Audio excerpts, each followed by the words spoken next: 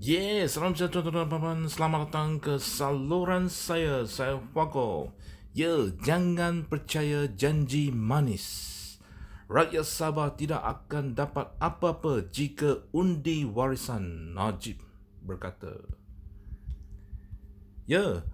Warisan Plus ataupun warisan didakwa mahu mengalihkan perhatian rakyat dengan menggunakan slogan perpaduan Unity dalam kempen pilihan raya negeri PRN, sedangkan sebelum pilihan raya umum ke-14, Sabah memang terkena dengan keharmonian kaum dan semangat muhibah yang menjadi kebanggaan rakyat. Langkah itu kerana warisan gagal menepati janji, melakukan penyelewengan, gagal membantu warga Sabah dalam krisis COVID-19 dan kegagalan menjaga ekonomi Sabah sehingga negeri itu menyaksikan pertumbuhan paling corot antara semua negeri-negeri Malaysia untuk 2 tahun berturut-turut. Datuk Seri Najib Razak berkata, Warisan Plus jarang menyebut tentang track record pertumbuhan ekonomi dan rancangan serta hala-tuju mereka untuk membangunkan Sabah dalam ceramah-ceramah PRN. Sebaliknya, cuma memainkan sentimen unity dan maruah Sabah. Jadi, warga Sabah perlu tanya di mana letaknya maruah Sabah apabila rata-rata janji manifesto Sabah mereka dicapai oleh warisan, katanya dalam hantaran di Facebook. Tegas bekas Perdana Menteri itu, warisan janji Ketua Menteri Sabah tidak boleh pegang Menteri Kewangan tapi terus melantik diri sendiri sebagai Menteri Kewangan Sabah sebulan selepas jadi Ketua Menteri. Warisan janji akan hadkan jawatan Ketua Menteri untuk 2 penggal tetapi janji ini langsung tak ditunaikan. Malah hak tempoh 2 penggal Yang Dipertua sedia ada pula dimasukkan warisan.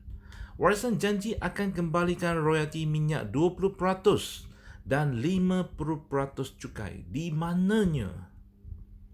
Warisan janji 33% peruntukan pembangunan bajet tahunan Kerajaan PH akan diberikan kepada Sabah dan Sarawak tapi yang dapat cuma 17.1% saja.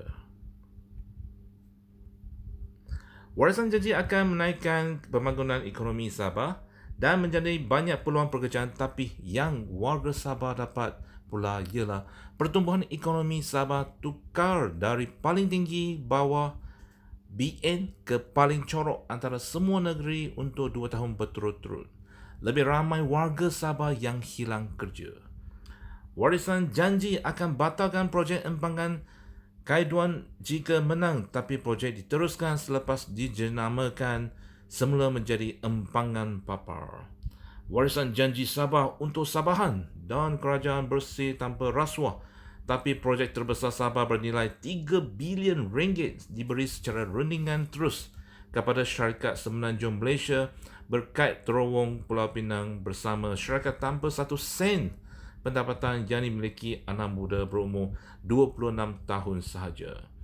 Kemana letaknya maruah warga Sabah apabila Kerajaan Warisan Sabah memberi projek penyelenggaraan jalan bernilai 1.45 bilion ringgit secara rundingan terus oleh Kerajaan Warisan Sabah kepada 4 buah syarikat dengan pendapatan sifar. Terdapat sebuah syarikat yang baru ditubuh 10 bulan dan sebuah lagi syarikat yang berkait dengan kes rasuah Rizda, Menteri Infrastruktur Warisan. Bila ditanya, warisan terus diam.